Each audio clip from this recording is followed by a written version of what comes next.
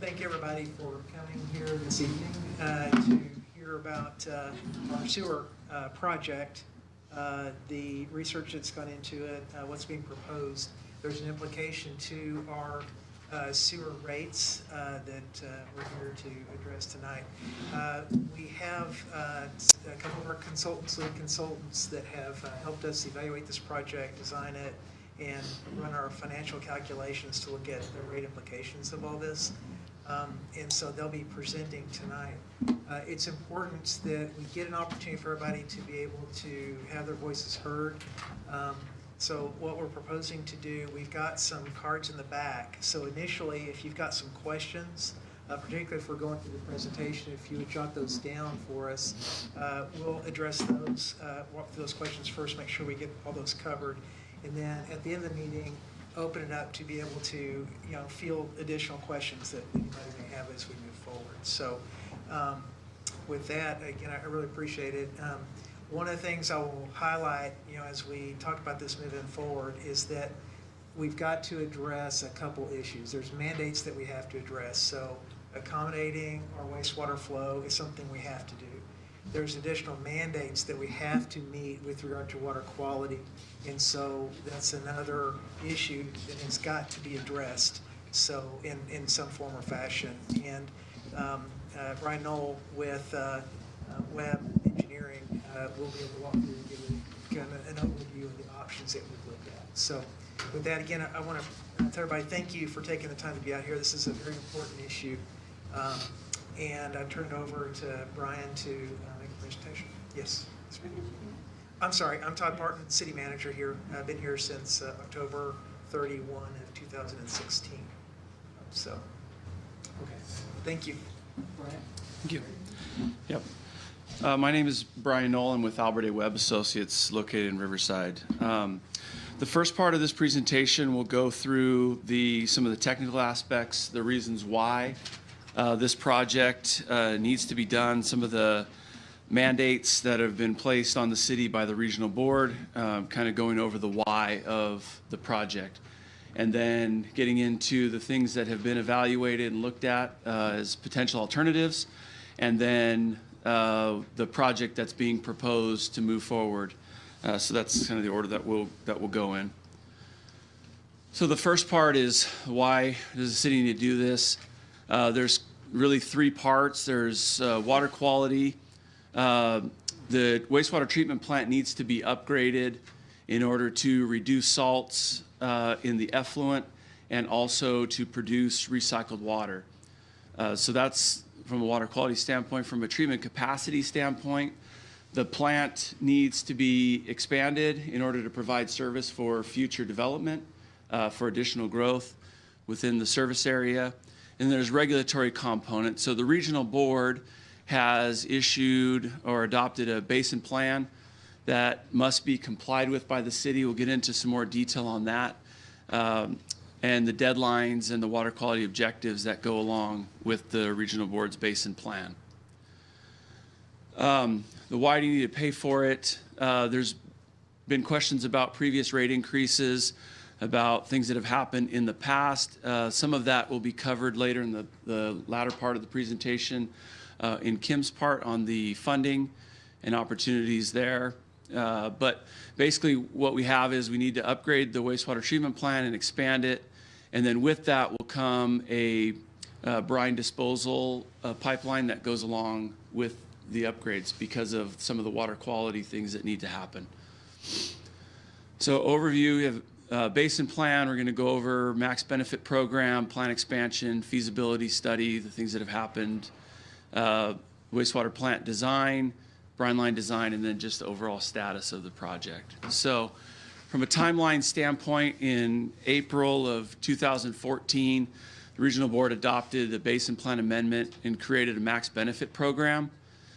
So the max benefit program was a jointly negotiated program between the City of Beaumont, Yucaipa Valley Water District, City of Banning, Beaumont, or San Antonio Pass Water Agency, and Beaumont Cherry Valley Water District. Created some relief from what was established in the basin plan from a water quality standpoint, and we'll get more into that as we go. January 2015, the city submitted its plan for how to mitigate salt.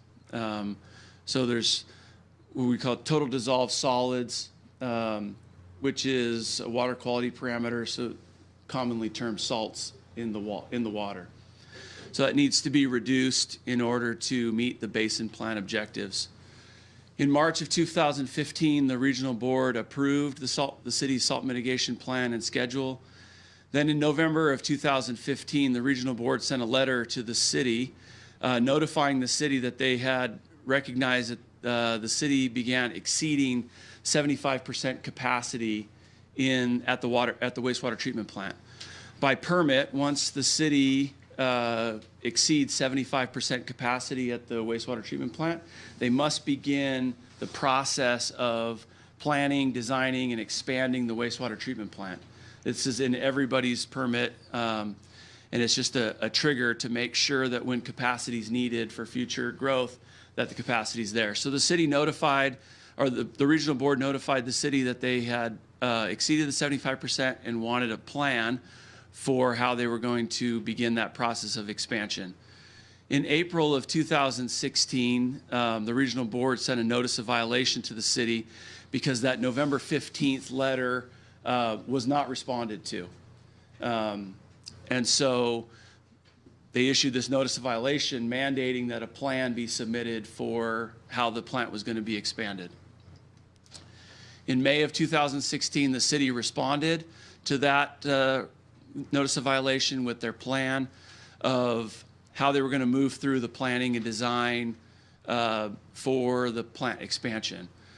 The first step that came out of that was a feasibility study to study two different options of how to provide wastewater treatment, additional plant treatment within the service area. The first option was to upgrade and expand the city's existing wastewater treatment plant.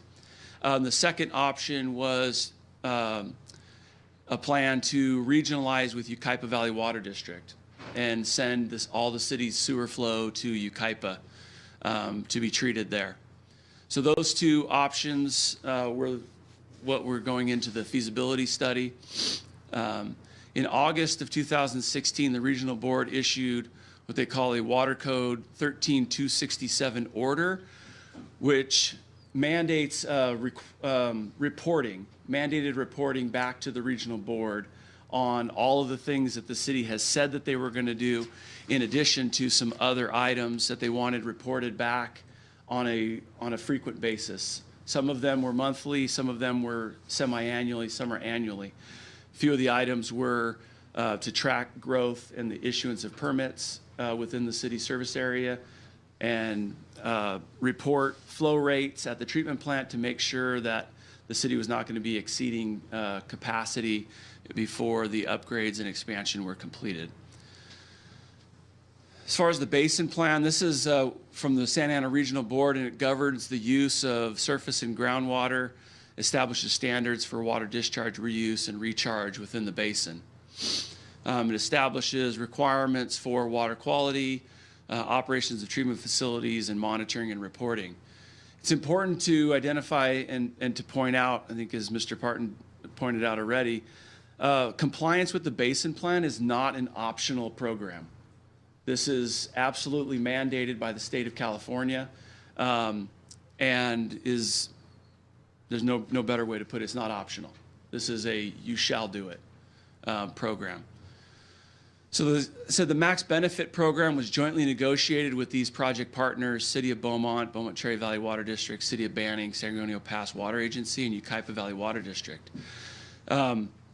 Violation of the max benefit program could potentially negatively impact all of those project partners as well.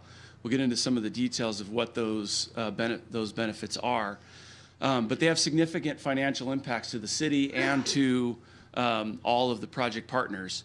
If the max benefit program is taken away, which is at the purview of the regional board, if the city's not, or any of the project partners are not complying with the state mandates, they can remove the basin plan max benefit program and you would go to what they call anti-degradation, which is even stricter water quality requirements, which would require even a bit more infrastructure, capital cost, and expense to all the ratepayers.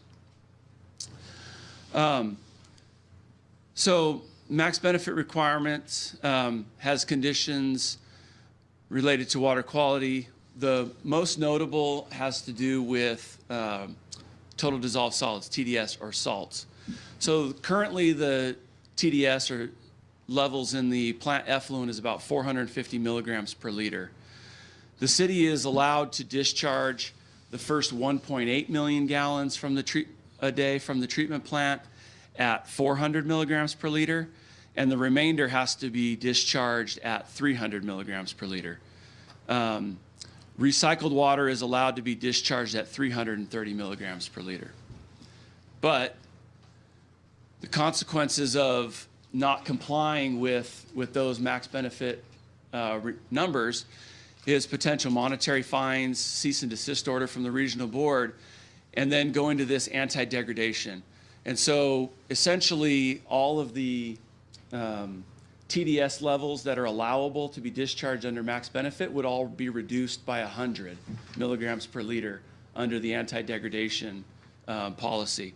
And again, that would lower TDS on the recycled water from 330 to 230, which would mean you'd have to have additional treatment, additional brine disposal, and all the things that would go along with that and cost quite a bit more money to the citizens. This is just a page from the max benefit program showing what the from the basin plan, showing what max benefit and anti-degradation levels are, the 330 to 230. This is a little hard to read at this scale here, but there was 10 items in that board 13267 order.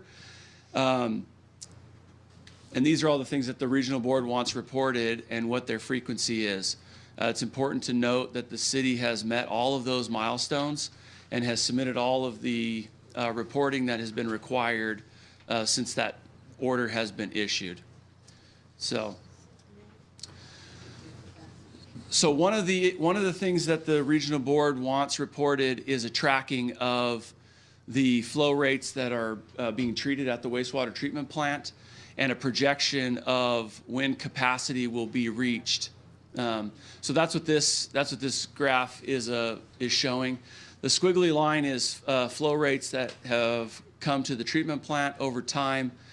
The smoother curved line going out to the right is a projection based on the number of permits that are anticipated to be issued by the city going out in time. The 4 on the horizontal axis there, the 4 is 4 million gallons a day. That's the plant capacity. And you can see based on the projection of flows, it's anticipated that the city would reach that 4 MGD capacity somewhere out in the 2022 range, depending on how many permits are issued. But the most aggressive projection is 2022. And how do you measure that? How do you calculate capacity? Questions will be taken at the end, please. So as you can see, we've been reporting the current flow as of December 2017 was 3.31 million gallons a day. That's the average daily flow that was treated at the wastewater treatment plant. On the vertical scale at 2020, that's the projected or the mandated date by the regional board to have the plant expansion upgrades online and operational. So that's the target date for that.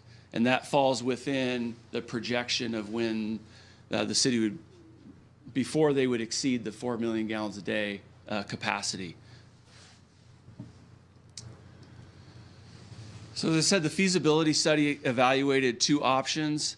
The first was what we called the Beaumont option. The second was the regional option. The numbers associated with each of these options were what was presented at the time of the feasibility study.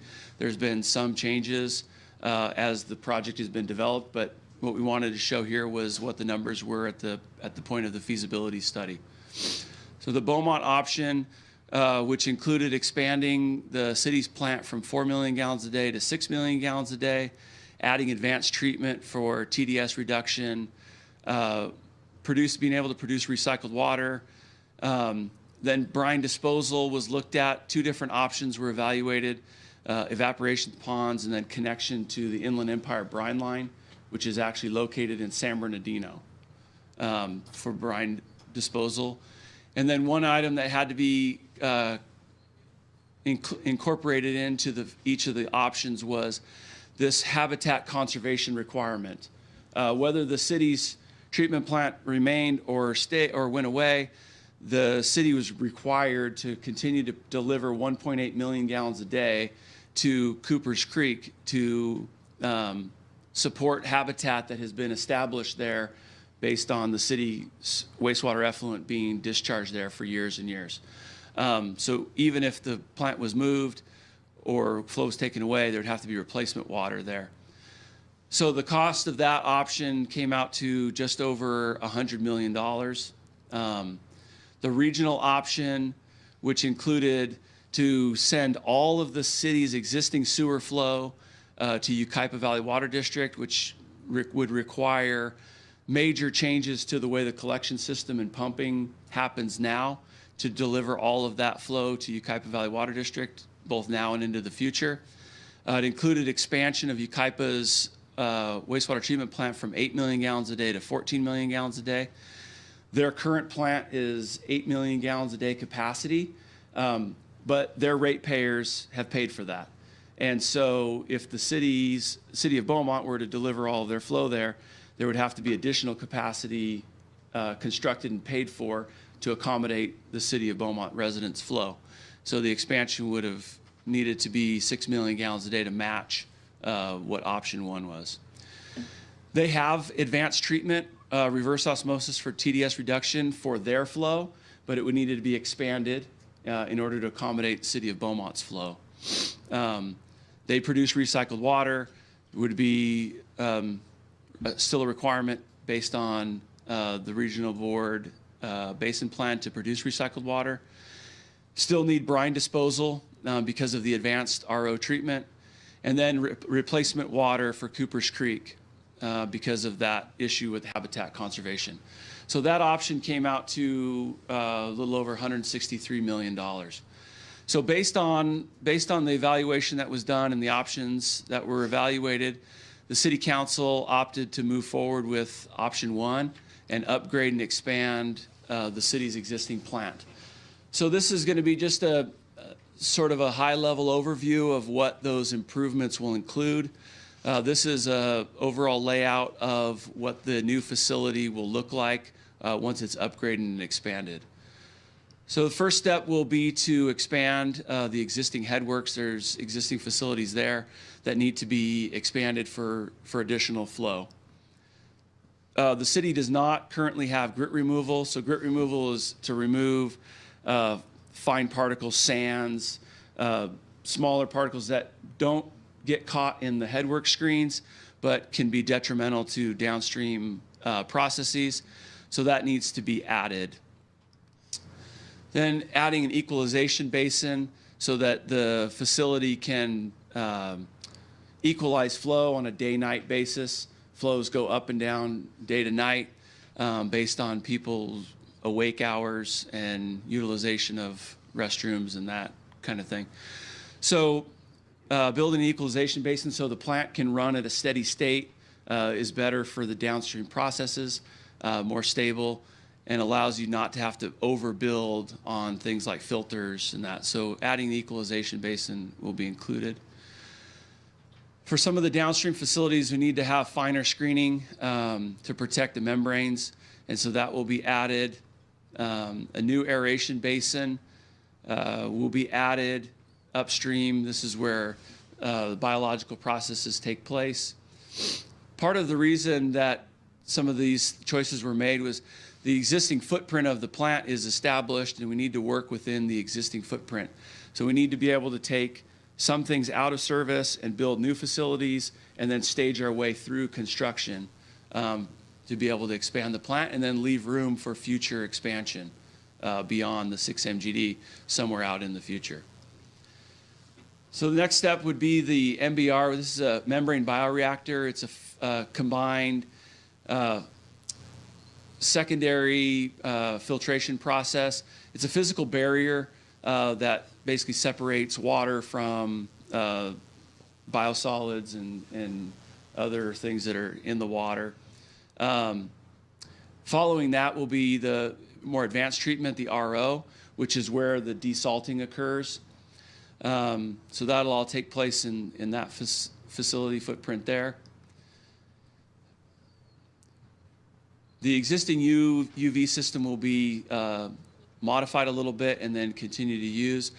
Once the city's producing recycled water, we're going to repurpose and recommission the existing secondary clarifiers for recycled water storage so that there's some buffer capacity in the plant to be able to hold recycled water before it's sent out into the distribution system.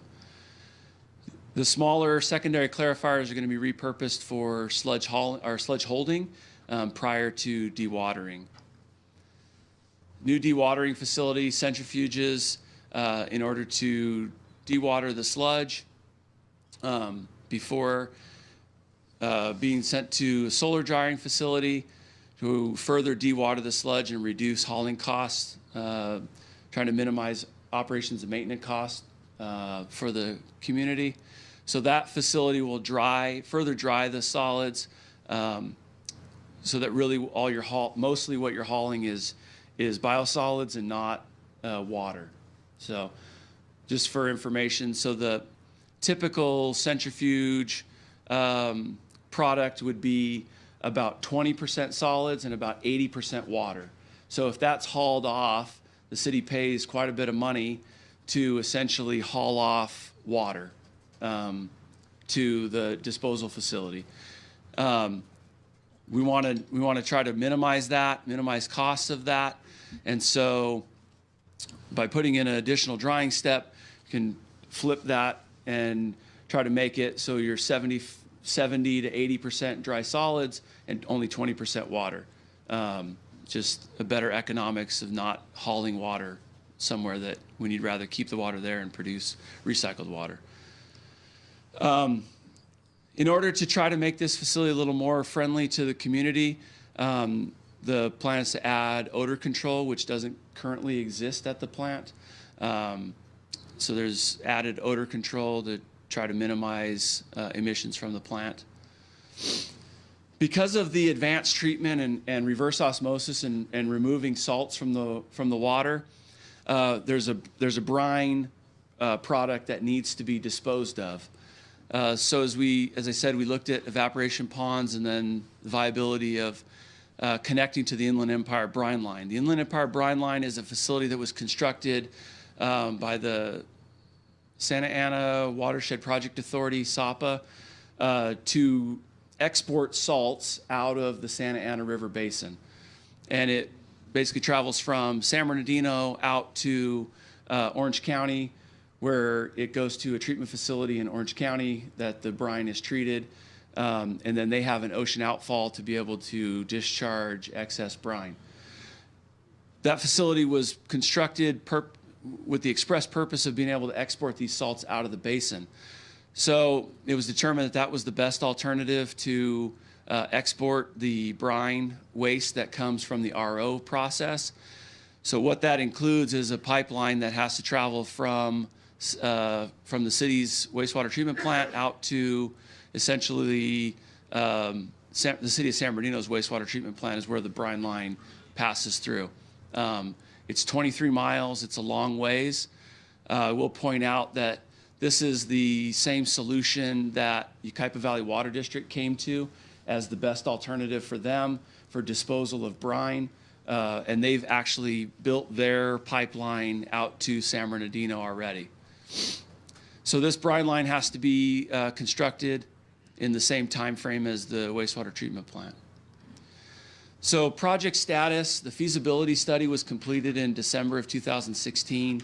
The preliminary design was done in May of 2017. Final design was submitted to the regional board in December of last year. We're awaiting final comments from them and any last, as we're going through permitting, questions and processes with all the different various agencies. We're waiting for final comments, and we're working on putting together the final bid documents for both the treatment plant and for the brine line. Per the regional board's mandated schedule, the city is supposed to be going to bid by July of this year for the project, and then project constructed and operational by March of 2020. This is an aggressive timeline, not only just the bidding, but getting construction done by March of 2020 for all of the things that need to be done. But this is the mandated timeline by the regional board. So with that, Kim is going to go over finances and rate study, and then I think we'll take questions after. Okay, good evening. My name is Kim Baylor. I'm with MBS. We're located in Temecula, California. That's where we're based. I've been working with the city on the financial plan and sewer rate study, and also did the capacity fee study to update the sewer capacity fees for the city last year. My presentation is going to cover an overview of the Proposition 218 process, an overview of the rate study process. I'm going to cover the initial financial plan results, and then talk about the proposed sewer rates at this time. So one of the questions that the city has received from the residents is, does this need to be voted on in an election? Meaning, does the rate increase need to be voted on in an election? And the answer to that question is no. Pursuant to California Constitution, Article 10, Section D, Section 6C, water, sewer, and refuse collection fees are excluded from the voting requirements for... Can you read that full? That in full, please? State law? You're leaving out a word, a very important word, and you know it, so go ahead and read it in full. Let me give you a copy? Can you please just let us finish our presentation? Yeah, so Why? Does it water... matter? Why can't you just read the state law that you're quoting in full? Because I'm paraphrasing it. Oh, you're paraphrasing. Exactly. Because So it violates state law. no. So Yes. so pursuant to California Constitution, Article 10, Section D, Article 10D, Section 6C, sorry, water, sewer, and refuse collection rates. So this is water, sewer, and trash rates are exempted from the voting requirements for adopting new fees. What happens here is with these rates, the city sends a notice to customers that they're going to they intend to adopt new sewer rates, and a protest procedure takes place. So the Proposition 218 process is going to be outlined here on the next slide. So this is the process that the city has to go through to adjust sewer rates. Like I just mentioned, sewer rates are not subject to a vote, and it's subject to a protest hearing. So in the Proposition 218 process, once the city decides to move forward with a new rate schedule, the city will send a notice of a public hearing to property owners that will contain the amount of the fee that's going to be charged, the basis on which the fee was calculated, the reason for the fee or charge, so why it's being collected, and the purpose here is to fund the city's sewer collection and treatment plant. And then it will also list the date, time, and place of the public hearing. A 45-day notice, or a 45-day period will pass. So the notice is sent out, 45 days pass, and then the public hearing is held. At that public hearing, the city council will receive comment from the public if anyone wishes to speak. They will count written protests, and if a majority protest doesn't exist, so if 50% plus one of property owners don't protest new rates, they can be adopted by the city council. So that's the process that the city's planning to take to adopt new rates. Getting into the details of the rate study, there is a methodology, an established methodology in the industry that we're following here. There are three major components of a rate study. The first step is the financial plan and revenue requirement analysis. This is where we look at all of the existing revenues for the city's sewer utility, all of the expenditures, cash reserves, and we determine how much revenue is going to be needed from rates to cover all of the planned expenditures.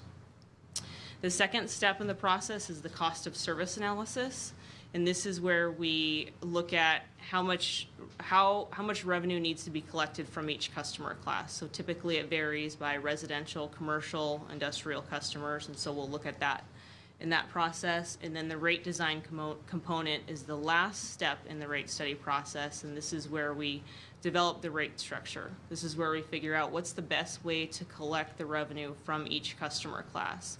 What will the rate structure look like?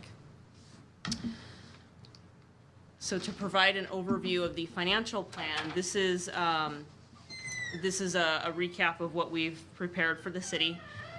We have at the top of this table sources of revenue for the sewer utility. So currently, rate revenue is bringing in about $7.7 million from sewer rates. We have some non-rate revenues that are about $76,000, and then we have connection fees that are planned. So these are the fees that new customers, new connections are going to pay the utility to connect to the system. So currently, revenue is about $9.7 million for the utility. Then we get into the second set of numbers that shows expenses. So we have operating expenses of about $4.5 million over the 5-year period. Those expenses are expected to increase about $1 million to $5.4 million. We have debt service, and this is going to be debt service that's going to be used to pay for, this is bonds, debt service that's payments that'll need to be made on the bonds that are going to be used to fund the wastewater treatment plant. And that's expected to be about $5.5 million by the end of the 5-year period. The city's planning for 2 bond issues right now. First one will result in a payment of $1.6 million, and then that increases to $5.4 million. And then the city also has some regular capital expenditures that are going to need to be done on an annual basis, which are about $1.5 million. So the total expenditures for the utility are expected to double essentially over the next 5-year period. They're currently slightly over $6.1 million and are expected to go up to $12.6 million. If there were no change in rate revenue, if we didn't increase sewer rates at all, the city would be running a deficit of almost $2 million by the end of the 5-year period. So we wouldn't be able to cover all of the costs. In the analysis, we determined it looks like the city is going to have to increase rates at a rate of about 7% per year for the next 5 years in order to fund all of the obligations of the utility. This slide up here shows a graphical representation of the numbers I just covered. So the blue bars represent operating expenses for the utility. The yellow bars represent debt service, and you can see the first debt service payment would kick in fiscal year 2018-19 and would increase to that $5.5 million by the end of the 5-year period. And then the green bar represents the annual capital expenditures, like regular annual expenditures that the city is expecting for the sewer utility. Revenue is represented by the lines going across the screen. So the solid black line represents revenue from current rates and projected connection fees.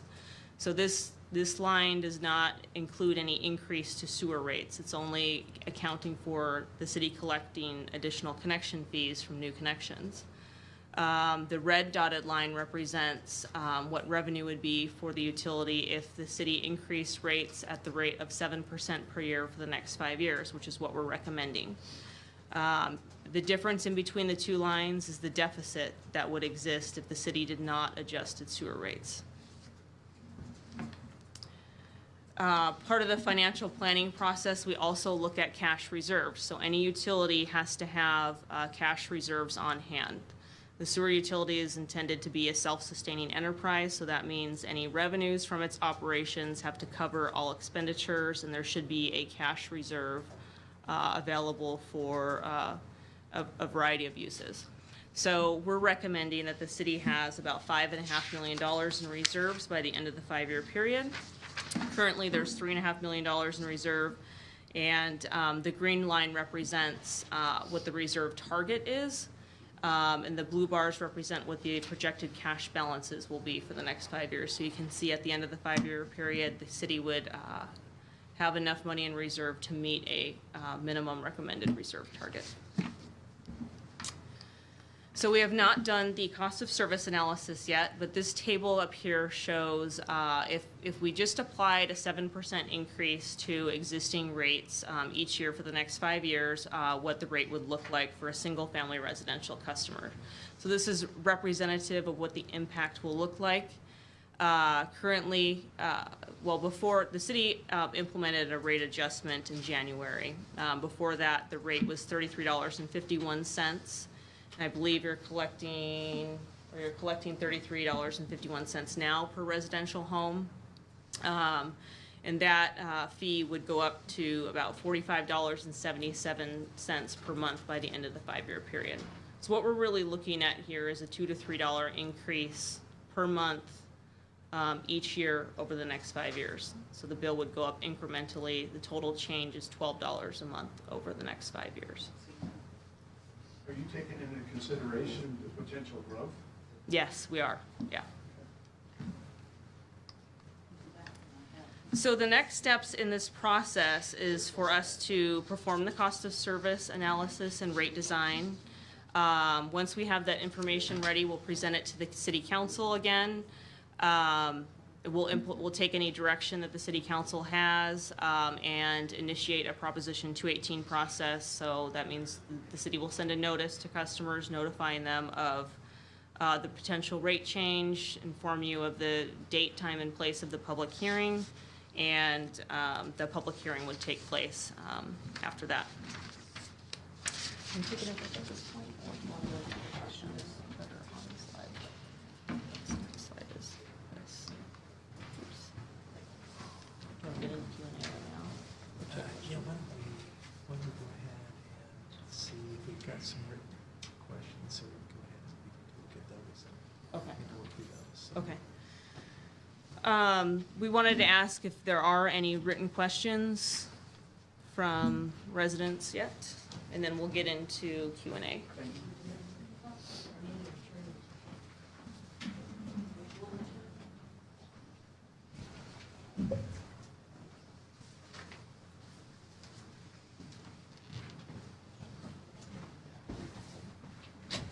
We should probably go through it actually.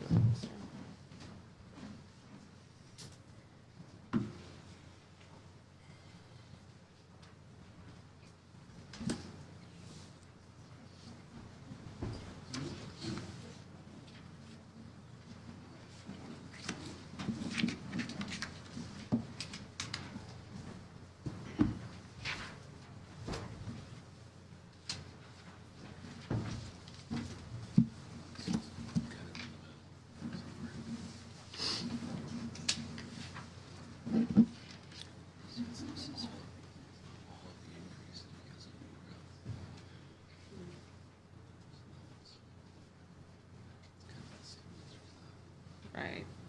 So new growth has been there for sure, but.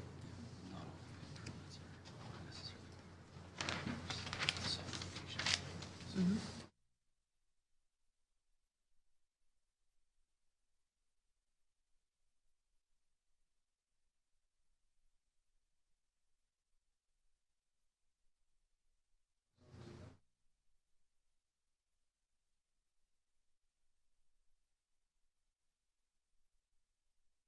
Turn this over to Brian, and we're both going to go through some questions and answers, some questions that have been submitted to the city before tonight, and then the questions that have been submitted to the city tonight during this meeting.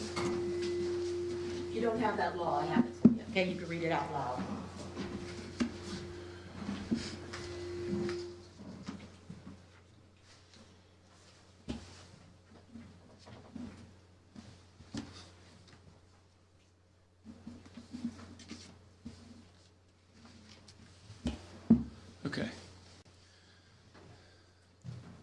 Okay, so why does the city need to do the project? We really kind of went over this. There's three parts to it. There's water quality component, salt mitigation. There's also need for expansion of the treatment plant because of growth. And then it's all being driven by the regulatory order of the basin plan. Why do we need to pay for it? We kind of discussed already. There's previous rates in place, but they didn't necessarily fund all of these improvements that need to take place, and I think Kim touched on that. This is when my CFD funds were stolen, which should have gone to fund the project. So CFD funds cannot be used to fund this project. CFD funds were used to build infrastructure that served housing development, such as lift stations, sewer trunk lines, That but not the wasn't actually treatment. the question. The question was their money was already stolen. Why should they hand you more money when you've already funneled $100 million out of the sewer plant? Would you like me to show you a CFD bond where Please. it shows the money coming out? We can address that in an open session here in just a little bit, okay? So Brown, please. So let me make sure that I understand, that I clarify that. We did not steal anything. Oh, it wasn't you? It was the The new- city needs to recruit non-residential users to connect to the system and mitigate the rate increase. You want to go with that one? Right, okay, so one of the questions that were submitted is, if the city needs to recruit non-residential users to connect to the system and mitigate the rate increase. So the sewer rates that we're gonna develop in the study will be based on cost of service. More connections to the treatment plant would help keep rates lower for customers if some of the fixed costs can be spread over a larger number of users. The rate study does account for an increase in connections due to growth. So we've offset any revenue required from rates. So we've accounted for growth in this. So there isn't as much needed from customers and rates because we do have new connections planned. Proposition 218 does not allow us to overcharge commercial customers to help supplement residential users. Proposition 218 doesn't allow subsidies between any customer classes. So we can't charge a higher rate to one class of customers to provide a discount to somebody else.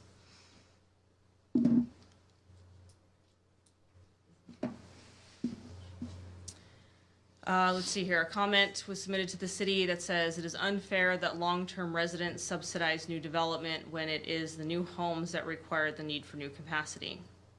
So the developers and future customers will pay for their fair share of capacity through the sewer capacity fees that we updated last year.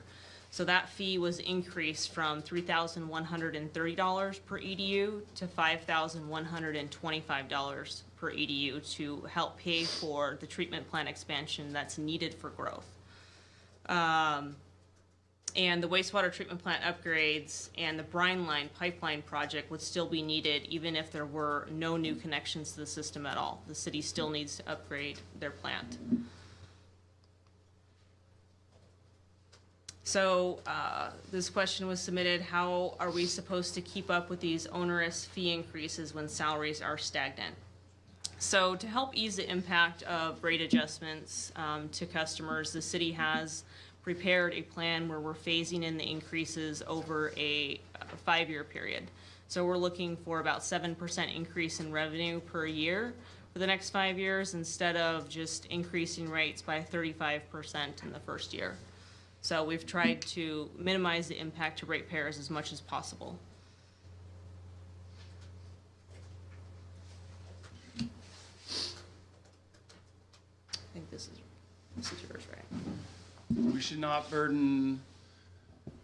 be burdened further with further unwarranted costs without complete exhaustion of due diligence by the city on cost-effective measures to expand. As it covered, this has been looked at, it's been evaluated lots of different ways, lots of different public forums and meetings. This is what's been determined to be the best solution. Yeah, this is the city must provide additional information on bidding, must have multiple bidders not associated with city employees.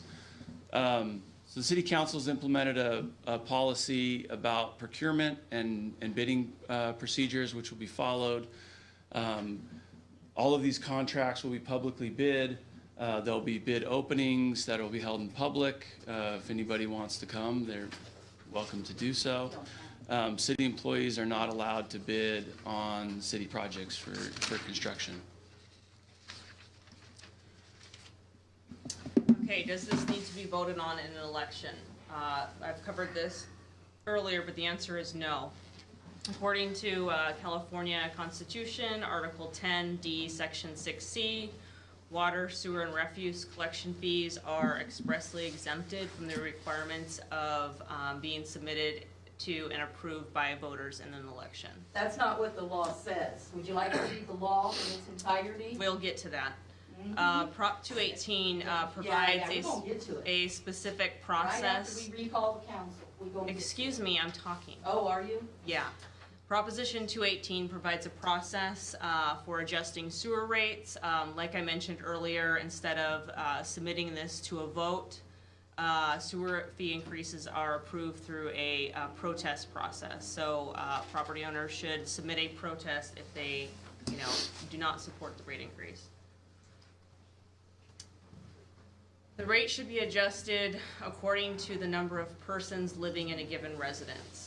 So this is not a standard way of developing sewer rates, basing them on the number of people in a home. The rates are going to be based on average flow coming from a household, and so the only way to do that is to take total flow for residential customers and divide it by the number of connections. Unlike water systems that are metered, there's a meter at every property. Sewer is not metered, so there's not a meter on every property monitoring the amount of sewer that's coming out of a home at this point in time. So we can't develop a rate like that. Can ratepayers submit sewer increase protest letters without signing it? Does it have to be notarized, or can it be hand delivered? So the written protest has to include a couple of things at a minimum. This is going to be the address or a parcel number of the property that's subject to the rate increase. We need a statement of whether the protester is an owner or a renter of the property, and we also need a clear statement protesting the particular rate. The protest letter can be mailed or hand delivered to the city by the close of the public hearing. The city will not accept email or electronic protests. They won't be counted. And so they can also be submitted at the public hearing or prior to the close of the public hearing. They just need to get to the city at that point, and it does not have to be notarized. Okay, so this question was about when the next community meeting would happen, and that is tonight. The public hearing date will be determined at a later time once the information is available and ready for the council and the public to see it. So now we're going to get into answering a number of questions that were submitted to us tonight. I'm going to start. Yeah. Question is, why? Thank you.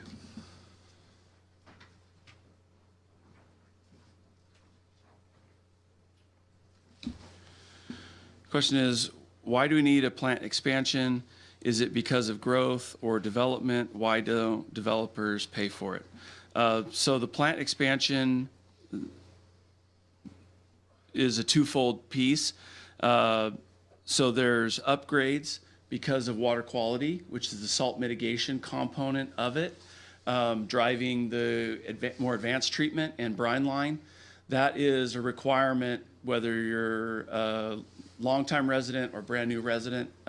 Those requirements are there for everyone. It's not doesn't matter if you're new or an old connection. The second part of it is plant expansion. And so in the cost analysis and the rate analysis, I think Kim will speak a little bit more to it, but we separated out what's expansion of the plant and what's salt mitigation to try to make sure that that's fair and adequately paid for by whoever's driving that. If it's new growth that needs the expansion, that's why there's a capital cost component and connection fee associated with that. So it's a two-part. But why would existing people be paying for that? That's why there's a, development. that's why there's a component of it, Kim, for the question is why is, how does the connection fee get added into the whole rate analysis? So that we developed a connection fee that allocates the costs that are needed to serve future customers to the connection fee. So when a new customer pays a connection fee, that's basically for their share of the infrastructure that's needed to serve them. And then we included the revenue from connection fees based on the number of new units the city's planning into the financial plan to offset what is needed to be collected from rates. So without those new connections, the rate increase would be higher, or so it's factored into the financial plan. And those new connections, people that move into the new developments, either the developer or the people that move into those developments should be paying that increased fee. Right, they do. They will pay this. All the people that are in Beaumont that have been here for 30, 40, 50 years or more have to pay these kinds of increases. The new customers will pay the same monthly sewer rate as everybody else once they're. What he's saying is that the developers should be paying the mitigation fees to pay for the expansion. The city's collected $40 million, what'd you do with the money? Developers are paying their fair share of the So infrastructure use costs. that to expand. Why you gotta charge them? If you already, don't tell me about what the developers are gonna do tomorrow.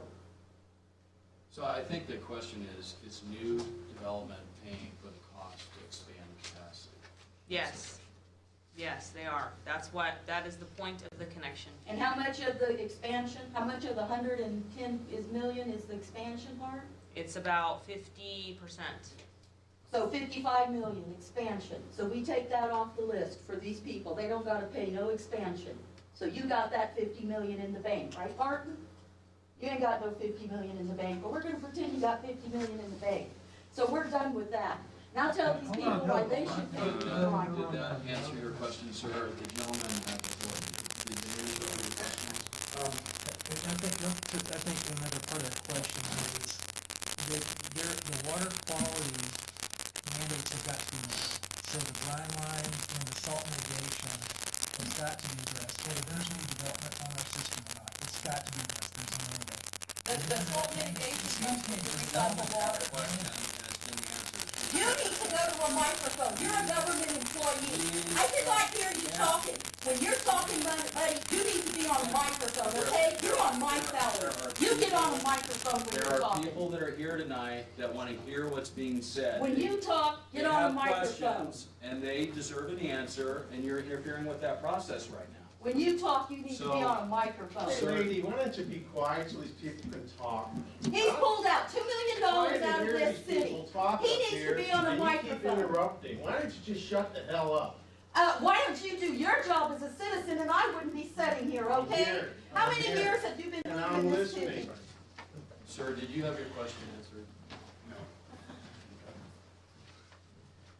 Now, I want to reiterate, it's important that everybody that is here, that has taken their time to be here, has an opportunity to be heard and have their questions answered. So, again, please, we will get to everyone's questions. So please don't talk over one another. Please have common decency, please. Okay, next question. How much development is anticipated over the next 5 years? And then there was a second question that I think is pretty similar, so I'll try to answer both of these at the same time. How do you calculate capacity? So that growth projection curve that I showed, it's based on, we went back in over time, took a long period of time, and tried to look at how many connections have been historically added on an annual basis.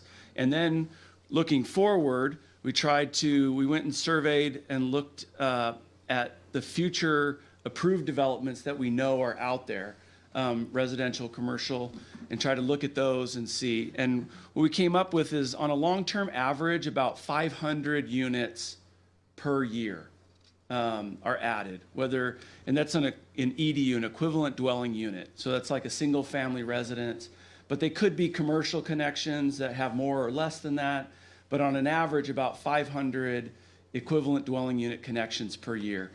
We looked at the historical long-term average of what the average residential equivalent uses and contributes to the sewer, it comes out to somewhere in the 220 to 250 gallons per day per unit. So that was the methodology for projecting forward. There's going to be years where it might be higher or lower depending on growth rates and development and things. It's certainly through the 2009, 10, 11, there was a dip, and then before that there was higher. And so those were the projections that were used to develop that growth curve. What we found is that over the last 6 months or so, as we've been tracking it on a monthly basis, it's been tracking pretty close to that curve. It doesn't mean that it has to track right on that curve if things change, but it has been tracking pretty close on that curve. So that's the way that was developed. That's the way it was. It's being reported to the regional board, and on a monthly basis, or it's being sent into them, and it's tracking fairly close to that curve. As far as how do you calculate capacity, that's how you calculate capacity. No, that's not, that was my question. What? How do you calculate capacity? So what is your specific question? How do you calculate capacity? It's a basic calculation.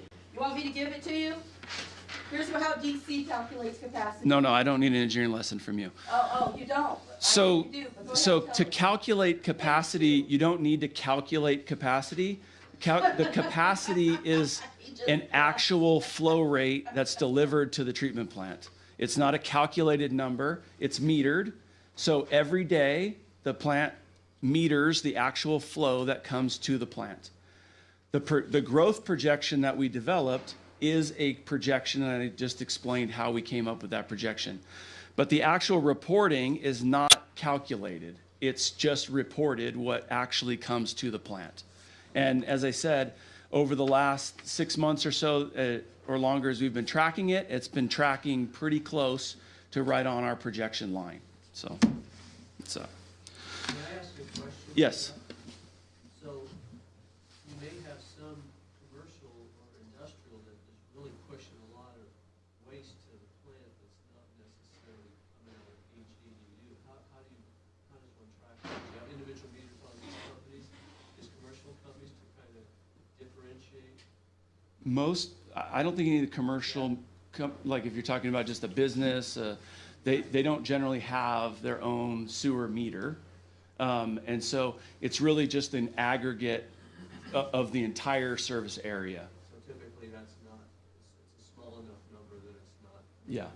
There are a few users that are individually metered, but those are ones that fall into categories that we're trying to track from a pre-treatment standpoint, because we really need to know how much are they contributing to the sewer system, because they have increased waste strength or some other reason why we really want to know how much they're contributing. But on a global basis, they're not individually metered on the sewer. Would that not influence the number though, overall, because you want to say that you're pushing 3.3 million gallons a day, and if a large percentage of that is coming from industrial, that increases what each EDU would be called upon to contribute, would it not? It's really just they're not being charged based on that differently. Commercial customers are charged in proportion to their contribution to the sewer system. So currently, the city has a per EDU rate structure. So commercial customers are assigned more EDUs. Like a restaurant pays more for sewer than a single-family home. And when that customer connects to the system, the city evaluates, what's their potential demand on the system, and assigns a rate accordingly.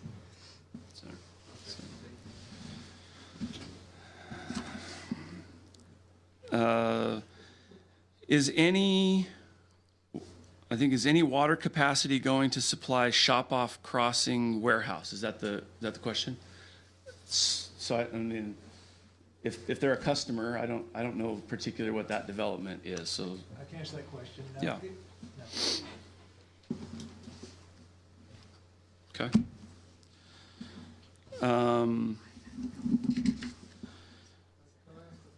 Yeah.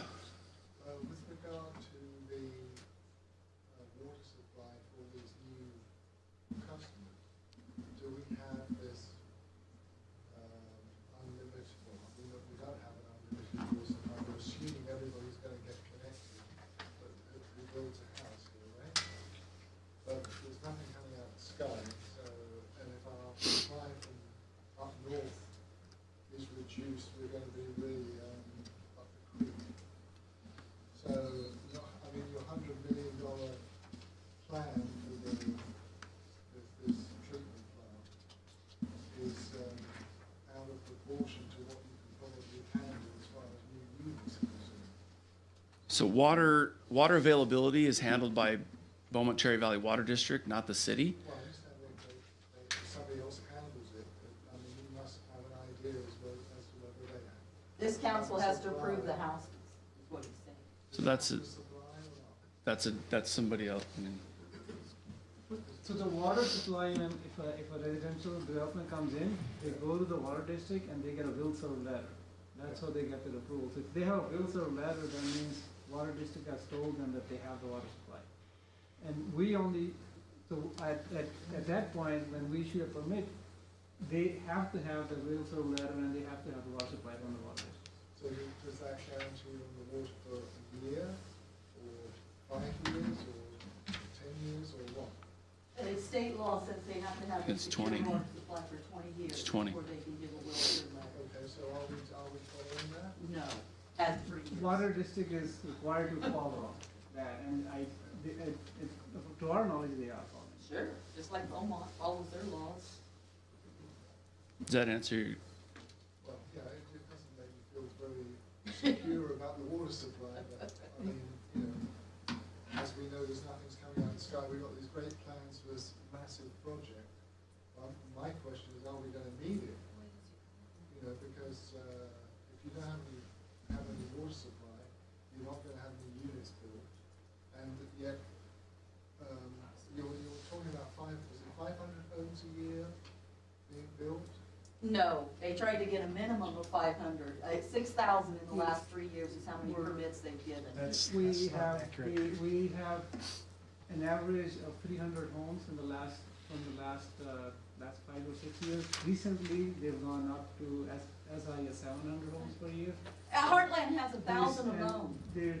So as they're pulling permits, they're going to water district and they're getting the connection. The water district has the This is ability the to slow problem they things want. down, because last time when there were water problems, restrictions, what they did was they put a moratorium on issuing additional permits. So they didn't allow subdivisions to come in for a while because they didn't think they have the water capacity, enough water or water capacity, because what they have certain amount of capacity available to them, and they have issued enough bills of letter against that. Well, it's suggesting we're at that point again, where we can't guarantee any supply, and the restrictions should be put in place again. And they have the ability to do that. Water district has the ability to restrict permits if they don't have the supply. They should be doing it. Again, What the water district did we're- was fire their manager and we're- put somebody else in we're there going to- that's claiming they have water that doesn't have water. That was their solution. so we're, at this matter point, of from our growing sewer, like reality. from our Water perspective, bingo, giving if you- the water district issues a permit and somebody has a water in their house, we just want to make sure that if they flush it, we can treat it. And that's our job tonight, is to look at how we are going to treat the water once it's coming to us in form of sewer. Okay, so we need 100 million for this project, and for the traffic and everything else, we're gonna need a whole lot more than that, because every house creates 2 cars and lots of journeys, and we're noticing with the traffic, even the time that we've been in Beaumont, which is 7.5 years, that we moved from Temecula. If we go back to Temecula, it's jammed like crazy. We come back here, it's relatively okay, but then at certain times of the day, you try and get under the 10 freeway on Highland Springs, it's a nightmare. And you're adding units all the time, and we're just talking about a sewer plant, so we're gonna need 100 million for that, and something else for roads, and something else for schools, and something, and there's one fire station, I think. I saw the fire truck go, it looked really nice and shiny, all the lights were going, there's one fire truck, and it's like, if this place catches fire, we're stuffed, like you saw up north, where they said, oh yes, they had all the facilities in place. They didn't. And they were largely older people who couldn't get out of their houses, and they died. They were consumed. And that could definitely happen. Again, so, and you're right, there is deficiencies in infrastructure. What Yeah. we're considering today is how we're gonna treat that in the sewer system. So we're limited to what we're discussing today, which is a sewer, but you're right, there are deficiencies in other systems, the doorway systems, and the fire station that we need additional, additional access to the freeway, we need signals, we need a lot of stuff. But and this is part of it. Part of it is taking care of the sewer system. We are here taking care of the sewer system. And that's what we're doing today, is showing you what it would take to comply with the state laws, what it would take for us to have a system that allows for expansion into the future, and what the rate would be and how we're addressing it. So that's what we are doing part of what you're saying. Well, I'm just suggesting that you might scale back the expansion because we need to spend money on other stuff. I mean, we 100 million for that, and God knows what for other projects. I mean, the whole thing should be considered together, not just separate. The money that we collect for the sewer system cannot be used for roads. So all we can, yeah, so I think he's trying to say, we're getting nickel and dime constantly. Like, we have more money here and more money here and more money here. I own my house by myself. That's, I mean, every little bit is all adding up, and I'm the only one paying for it. So I think that's the point you're trying to make, is that costs more money, and that costs more money, and that, and it's a lot. It's becoming more and more to live here. Those people are already established here. and so but in that part of the explanation that we did earlier was that we have to expand the plant, and that's for the people that are coming in. That's not the purpose of complying with the state law, which is requiring us to comply with regulations that make us clean the water further. So we're here cleaning the water additionally that allows us to discharge a certain level of water. Now, if we don't do that, it's the cost of the 100 million cost that we're talking about. 50 million of that is complying with state's mandates, and it's part of doing business for us to be able to comply with the mandates. Otherwise, they will issue cease and desist. So my other question is Beaumont's had this plan for expansion for a long time. Why wasn't this plan initiated before, so it would have been built into more homes to pay for it up front?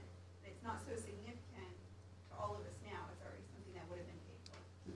The expansion is only designed and done when the need arises. So when we hit 75%, then we expand the plant. Otherwise, let's say we expand the plant today to 8 MGD or 8 million gallons or 10 million gallons, then we'll raise the rates and we'll have a big plant, but then it won't be useful for the next 10 years. So we're only expanding for the next 3, 4, 5 years until the next expansion comes in and it raises. Otherwise, you're building a plant that's just too big, and we're paying for all the energy costs and all the costs of upgrades and equipment that sits there and gets old. So there is no reason to build a huge plant if it's not needed for the next 10 years. So by doing expansion in small pieces, we can keep the rates low, we can keep the connection fees low. To, for example, right now there are 5,000 homes. So any home that comes in has to pay $5,000 to connect to our system.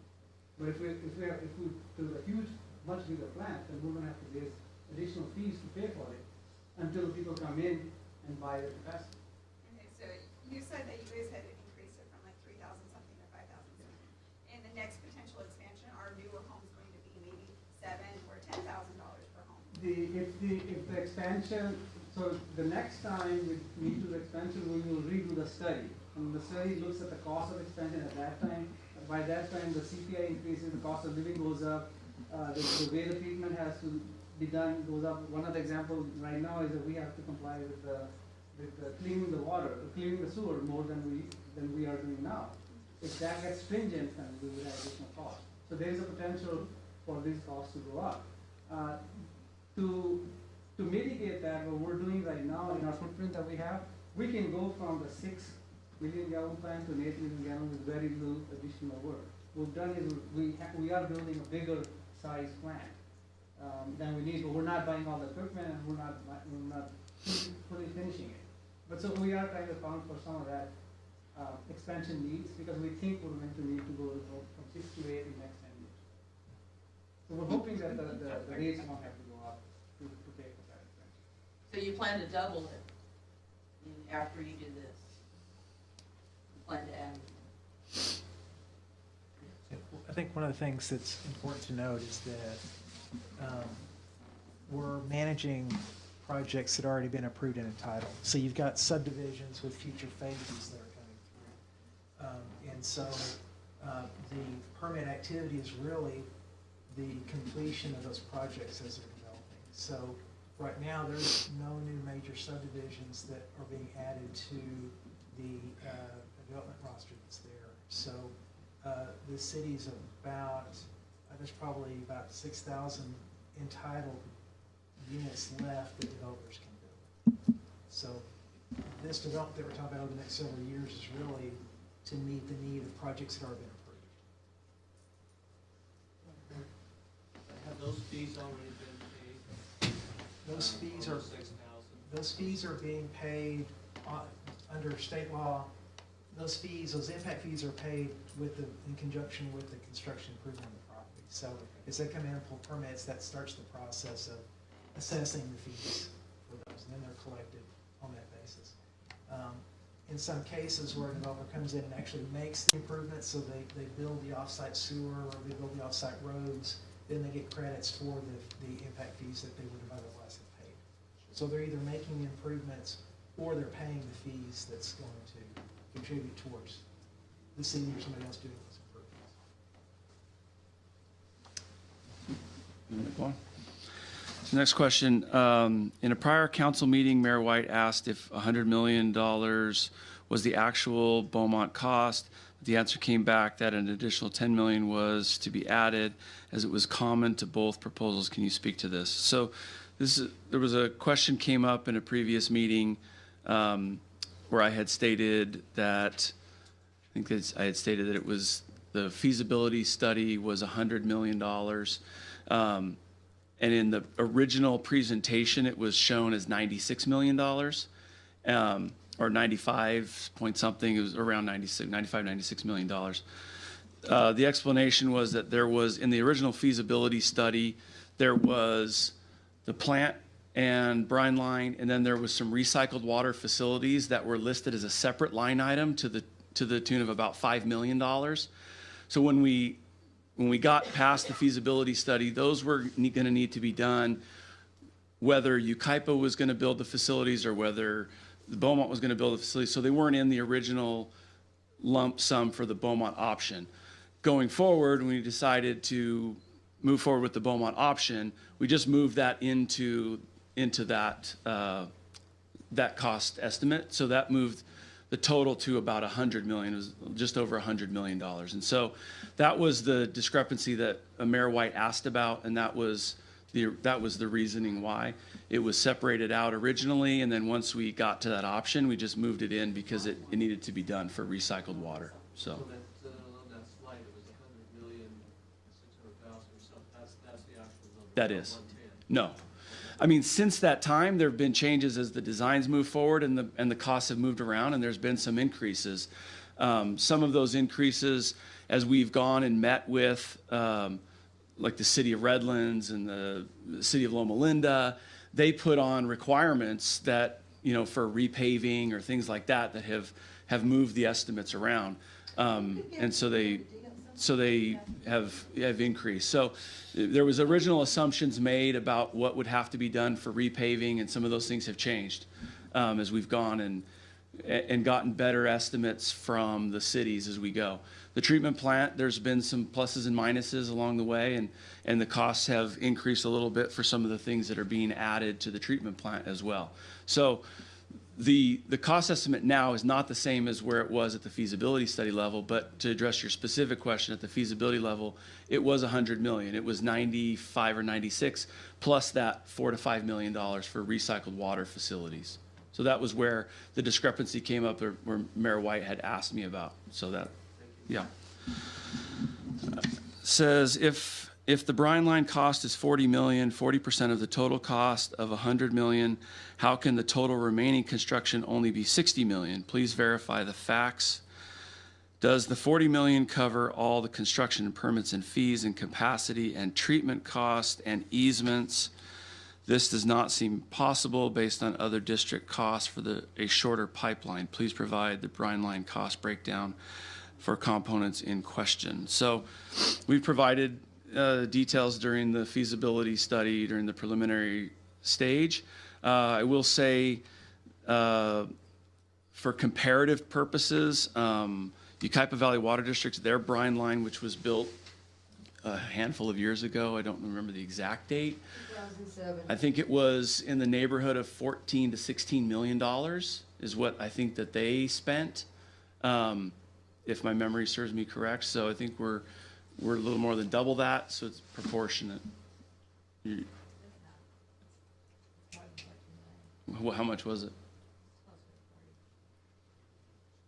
That's not what I was told by the Ucaipa Valley Water District, so I can only go by what they told me. Last question. Webb's been paid over $2 million and $545,000 last month. How much did Mr. Knoll make last month? So I'll say that we publicly bid for this project. No, that didn't It was solicited via public advertised bid. We submitted a proposal and we were selected. We gave a fixed price for the design and planning of all of these facilities. We are still on that contract and budget. How much did you carry off last month alone? Tell them. I am a salaried employee of Albert A. Webb Associates. My pay has not changed based on our billing to the city of Beaumont. How much I make is none of your business. Oh, it's not the citizen's business how much you're paying. No. It's attorney-client privilege. I'll keep it. Does anybody else have any questions? No, Kim has more. I have some. So this question here is, last meeting it was stated that 50% of the cost would come from developer fees. So does this mean that citizens pay for $50 million through rate increases? Yeah, essentially $50 million of this will be paid through rates that will be paid off from all connections at the time. The city's debt financing the facilities, so it's spreading the costs over. We're allowed to pay it off over a longer period of time. I think 30 years is what we're planning for right now. Next question. Why does the reserve fund have to be $5 million, not $3 million as present? What will be homeowners' bill with $3 million reserve? So the reserves that we're recommending, which is $5.5 million by the end of the 5-year period, is based on projected expenditures. So any utility is recommended to hold a certain percentage of operating expenses in reserve to cover operating issues with just cash collection and billing cycles, cash flow cycles. So we recommend 90 days of an operating reserve, and then the rest of it is based on net asset value. So the city needs to have a cash pool available for capital expenditures. The total of those two numbers is $5.5 million. So it's based on the city's planned expenditures for the utility. And the rate increases, we went over that, what they look like now, which is, let me get to that slide. So rates are currently $33.51 per month. At the end of the 5-year period, when reserves are at $5.5 million, they'd be $45.77 per month for one EDU, so single family home. Next question, why don't developers or new projects pay for increases, new additions, and monthly fees, not property owners who have already paid their dues? So new developers do pay for their share of the project, their share of the capital facilities, which is reflected in that new connection fee, which is $5,100 per EDU. And then once they're connected to the system, they pay the same monthly sewer rates as everybody else.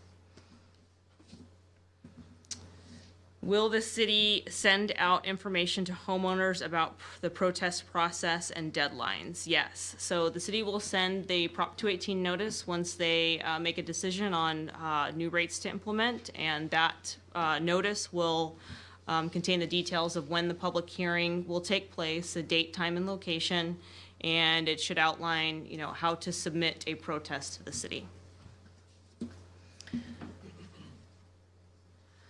If all these increases are needed because of new growth, then new growth should pay for these increases. It's not all of these costs are needed particularly for new growth. And I've said multiple times tonight that new growth is going to pay their fair share through the connection fees. So once a connection fee is paid, that puts them on equal standing as existing customers. How much, if anything, are the builders paying per home they build that is going towards the cost of updating the sewer plant, so sewer treatment plant, since Beaumont is in a progressive expansion? So builders, any new connections that are building homes or businesses in the area will pay a connection fee of $5,100 per EDU. Once connected to the system, like I just stated, they will pay the same monthly sewer rate as everybody else. Second question, is it possible to add a set amount per new built home for the builders to pay and have Beaumont citizens pay less for the updates than continue to pay for maintenance? No. The purpose of the capacity fee is to put new development on equal footing as existing customers. So that reflects their share of the expansion costs so that reflects their cost of facilities needed to serve them, and then everyone pays the same monthly sewer rate afterwards.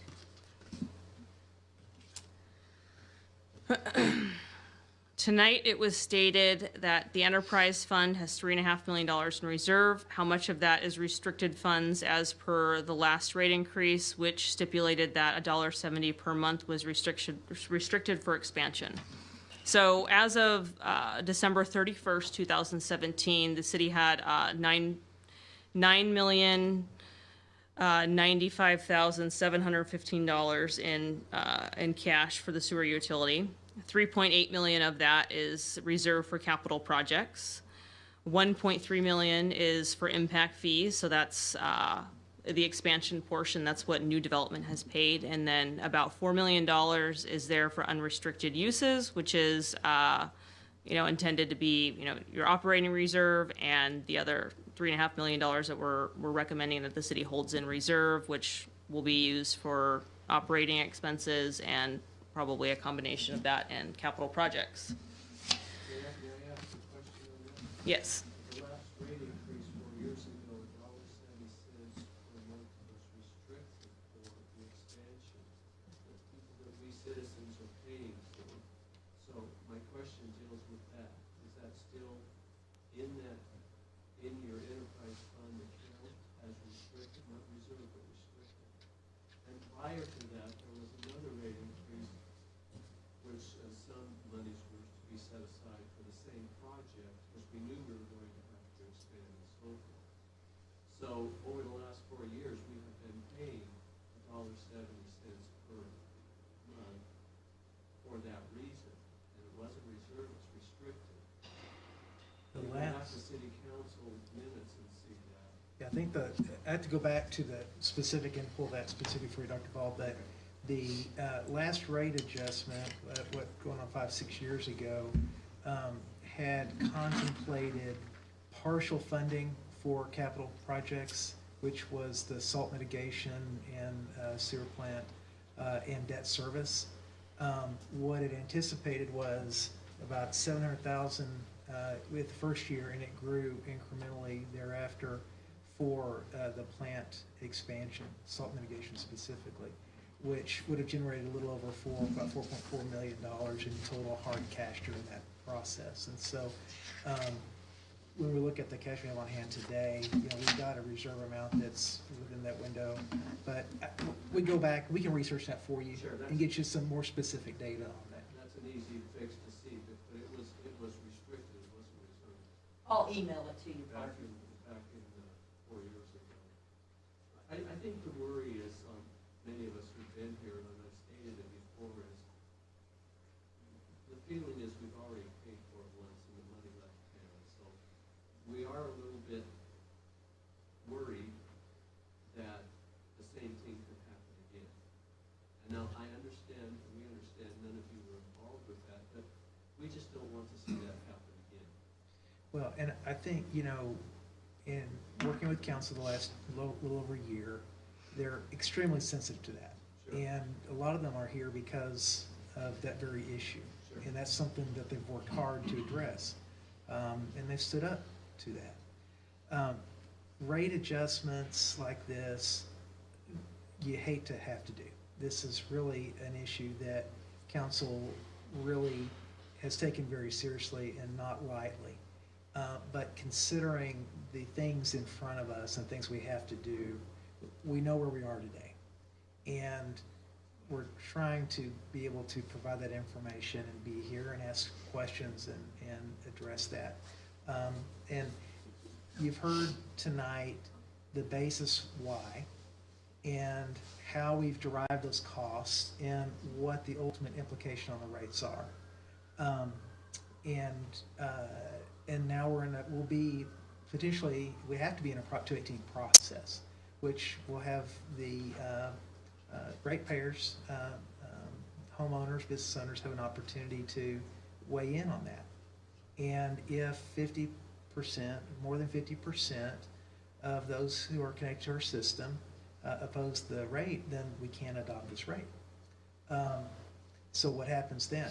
You know, we either don't have the cash and we can't do these things we have to do, and some of the things that Mr. Knoll talked about will come to fruition. Or we go back to the drawing board, we pull it together and try it again. But we've got a very, very emerging deadline that has to be addressed at 2020. It's not really much of a discretion. We've got to address it one way or the other through some option.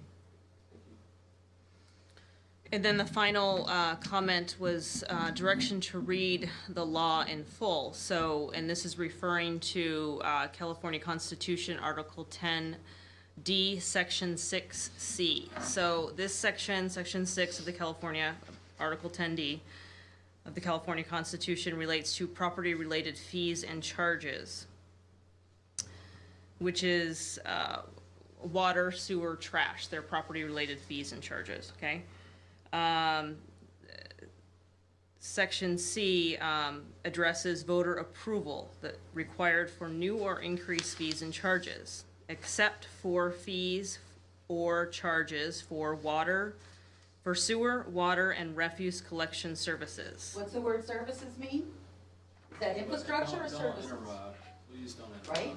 Not Please- infrastructure, please- services. Please stop interfering. Except for fees for charges for sewer, water, and refuse collection, no property-related fee or charge shall be imposed or increased unless and until that fee or charge is submitted and approved by a majority vote of the property owners of the property subject to the fee or charge, or at the option of the agency by a 2/3 vote of the electorate residing in the affected area. The election shall be conducted not less than 45 days after the public hearing. An agency may adopt procedures similar to those for increases in assessments in the conduct of elections under the subdivision. However, the key thing here is that this is related to voter approval for new or increased fees or charges, except for fees for charges for water, sewer, and refuse collection services. This is for Which infrastructure. includes infrastructure. No, Yes, services it do not does. include infrastructure. Yes, it's the total cost of the utility, which includes capital infrastructure, operating expenses, and cash reserves. No. And debt service. Yes, No, it does. No, it doesn't. And let me tell you, this is why we don't trust you. If you were doing it legally, you just.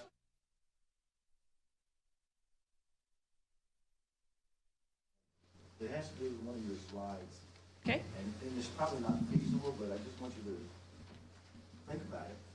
It's the one that says the rate should be adjusted according to the number of persons living in a given residence. And then you said, well, that's not really reasonable. But I don't understand why it would not be, would somebody think about how much water you put into that? You know how much is, so that water has to come back out. So why isn't there a way to then say, well, this household is contributing, 40 gallons, and this one over here, they're only contributing 20, but based on the number of the water going in. Right, so there are sewer rates that are based on, they have a component that is based on water consumption. The reason that we don't use the per person sewer rate, it's an administrative burden for the city. So we would have to go around and count the number of people per home, maintain that database, it'd have to be updated over time. That actually would add to the utility's costs. Anytime a utility implements a rate structure like that, it's gonna cost more, you know? Well, okay, but I'm not suggesting per person, I'm suggesting use the gallons that went in. If there's 2 people that are using X, and So why couldn't you just do it? They don't have no meters? Please. There is a meter on the water service, but That's what I'm talking. it's not our meter. The meter belongs to the water agency. We don't have the data. I'm So, sorry, and I then don't know that. yeah, and then so on our sewer, there is no meter. So you can't take the numbers from the water people? That. Yes, they could. No, That's the answer. Where the customer are set up and how they set them up, because their area is different, our area is different, they often do very early. So it would require a lot more work to figure out how much that. But with the computer capabilities we have now. There's some agencies that have done that, that is something that we can look at what that would do, and we'll answer that question for you. But it is very cumbersome to be able to do water consumption based on the household, because the part of the problem with the home is that if a home sits on 1 acre lot, another home that sits on a 3,000 square foot lot, they don't use the same amount of water for the landscaping.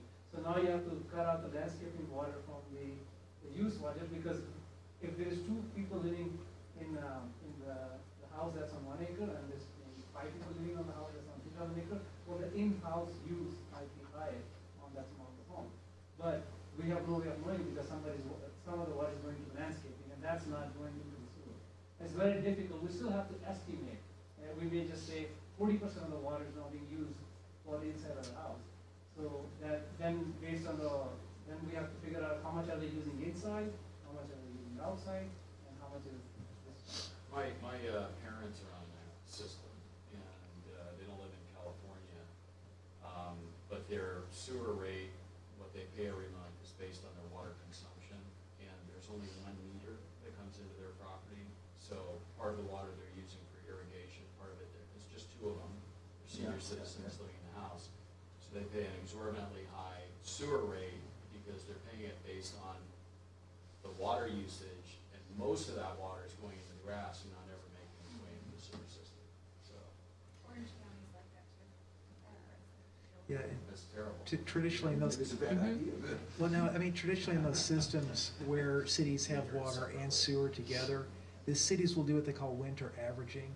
So they'll look at the amount of consumption that happens on residential properties and commercial properties throughout the winter months. Then they'll determine that that's the basis for really more in-building use and that domestic use. And then you divide that into your operating expenses and come up with a cost. And then, but you'll come up with a flat rate every month. So your sewer rate may regulate. So you may be $37 a month 1 year, and you may be $45 a month the next year, because it's going to be dictated by the amount of water coming in and out. So it's not a perfect science. There's some assumptions you reach to do that, but that is a methodology that's out there that we could contemplate. I only go to business meetings, and when you have all the people sharing lunches, and they all get one person gets 1 bill, and they go, oh, let's just average it. Well, the guy that had the hamburger and the guy that had the steak, they didn't, that's all. Would you like to go to lunch? Anyway, thank you.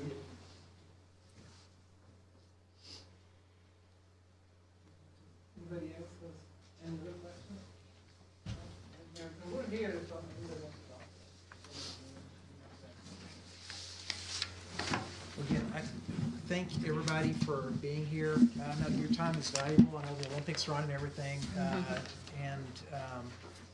But, again, we're here. If there's additional questions, please let us know. This I'm gonna isn't tell y'all an something. easy issue, and it's something that the council's taken very seriously. So thank you for your interest tonight.